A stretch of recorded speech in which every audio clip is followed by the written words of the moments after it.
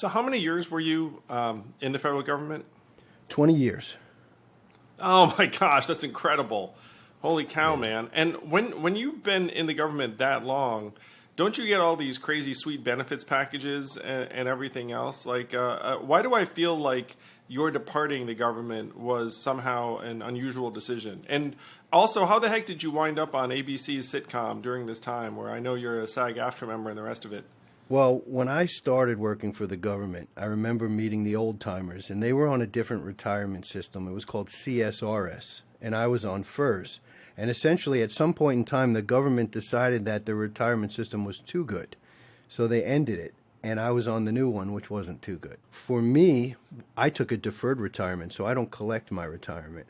Because when I decided to take that leap, the leap of faith to give up a paycheck every 2 weeks to chase my dream of being an entrepreneur, I didn't know if it was going to work.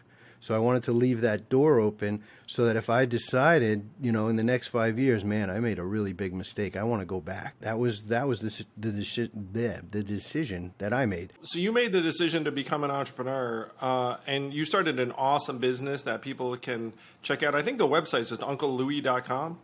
No, actually, the website is americasfrontline.com. And the Uncle Louie website. Uncle Louie redirects. That's what happened. Yeah, yeah. So, and that's kind of related to what you mentioned about how I started acting.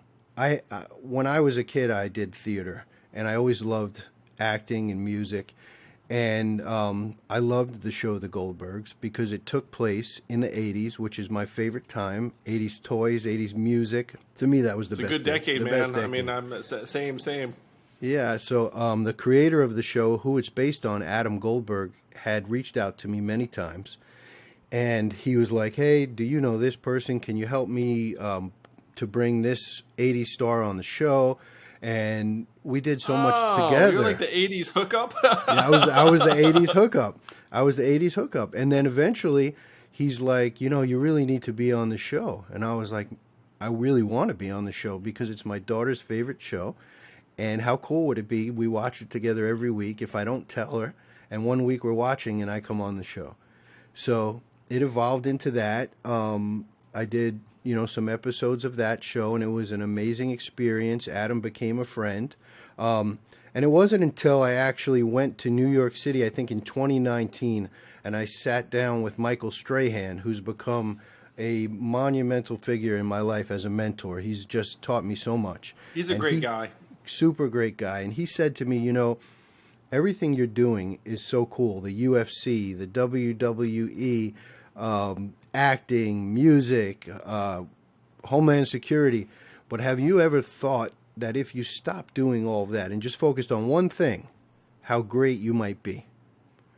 And that was a tough pill for me to swallow because I really did. I loved all of those things. But he was right.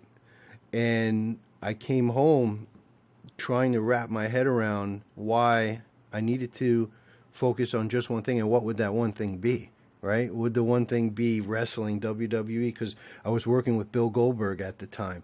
Or would it be music? Is this like some kind of like Goldberg mind meld, like everyone who's a Goldberg? you want to know a funny Goldberg side story?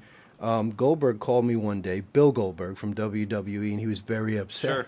I can't believe they made a TV show with my name and I didn't approve this. How does this happen? And I said, well, Bill, there's other Goldbergs out there, and this one happens to be a really nice guy who, by the way, grew up idolizing you, right? Because he was named Adam Goldberg and he loved Bill Goldberg. And he's been trying to get your TV agent to get you on the show, but they keep saying you won't do it. I think it would be a great idea for you to come on the show and an opportunity for you to show that you're a great comedic actor. Oh, I don't know. I said, well, if I can get you a deal, if I can negotiate a deal where you have multiple appearances and are a recurring co-star, will you do it? Yeah, I'll do it, but it's got to make sense. So I went back to Adam and we did it, and Bill became the gym teacher. So we got Goldberg on the Goldbergs. And, I think shortly after that, Bill got cast for NCIS, and he's been doing a lot of TV. So everything tends to come together and happen as it should.